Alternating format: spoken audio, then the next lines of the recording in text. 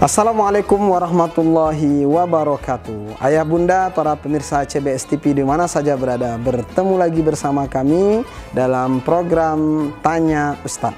Alhamdulillah pada kesempatan kali ini kita dibersamai oleh seorang ustadz yang merupakan lulusan syariah Al-Azhar University Kairo. Tidak asing lagi bersama kita Ustadz Fahri Emil Habib LC-MH. Assalamualaikum Ustadz Fahri. Assalamualaikum. Masya Allah, senang hati bisa bertemu dengan Ustadz Fahri pada kesempatan kali ini.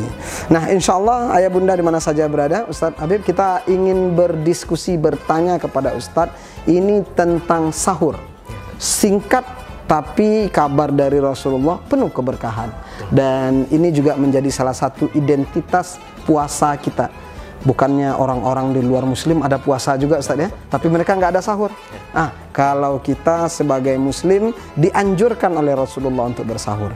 Namun yang jadi pertanyaan Ustaz, yang di tengah-tengah masyarakat kita, ada orang yang mengatakan, ya memang dari barangkali hadis Rasulullah untuk mengakhirkan bersahur.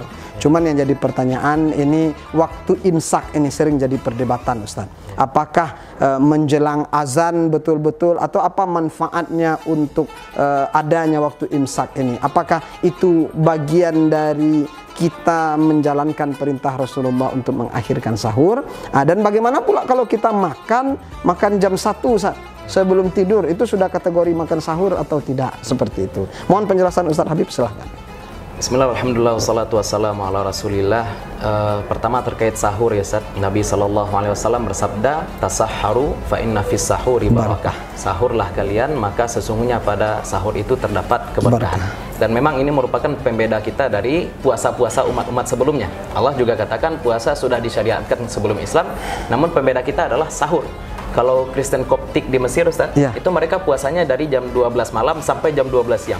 Oh, mereka puasa juga ya, menahan juga ya? Menahan juga, 9 bulan tapi. Tapi kan puasanya seolah-olah tidak puasa. Iya kan, tidak sahur, berbukanya pun pendek. Puasanya waktu tidur juga, 9 malam. Nah makanya, jadi itu khusus ya, keistimewaan umat Nabi Muhammad SAW. Terkait sahur, terkait imsak, kita juga perlu nukilkan bahwasanya Allah Subhanahu wa taala katakan wa kulu washrabu, makan dan minumlah kalian hatta yatabayyana lakumul khaytul abyadu minal khaytil aswadi minal fajr, sampai nampak fajar. Ini lampu merah. Terbit fajar adalah lampu merah, dan terbit fajar ini kalau sekarang berarti adalah orang azan. Namun dalam hadis Nabi SAW diriwayatkan dari Anas bin Malik, beliau meriwayatkan fi'il Nabi, perbuatan Nabi, bahwasanya antara jeda makan Nabi dengan sholat subuh itu sekitar 50 ayat. Kita anggaplah 1 menit itu kita baca 2 atau 3 ayat, berarti kan sekitar 15 menit sampai 25 menit. Jarak antara sholat subuh dengan sahur. Maksudnya apa? Jangan langsung ya ketika kita sahur, setelah itu langsung subuh. Enggak, itu namanya kita main-main di tepi jurang. Takutnya kita justru akan terjerumus ke dalam jurang kalau kita tidak berikan jeda.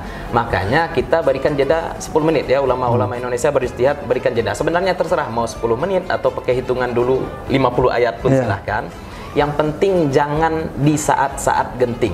Itu adalah lampu merahnya. Takutnya nanti kita baru makan tahu isi pakai cabai kepedasan, belum minum, atau sudah minum tapi pedasnya belum hilang. Orang sudah azan subuh, akan kasihan. Nah makanya dalam hal ini penting ya, kita kasih batas antara waktu subuh dengan sahur. Tapi memang takhir sahur itu kalau dalam mutawalat, kitab-kitab panjang dalam mazhab Syafi'i seperti Hasyiah Dasuqi disebutkan, takhir sahur itu batasannya adalah seperti akhir malam.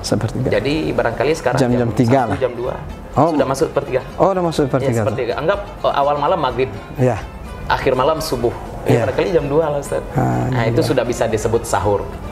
Tapi jangan sampai kita perlu wanti-wanti bangun jam 2 setelah makan, ngantuk, tidur, subuh terlewat, jangan. Intinya kita mengambil jeda waktu antara imsak dan azan itu sebenarnya untuk kehati-hatian gitu Ustaz. Untuk kehati-hatian dan juga meniru Nabi.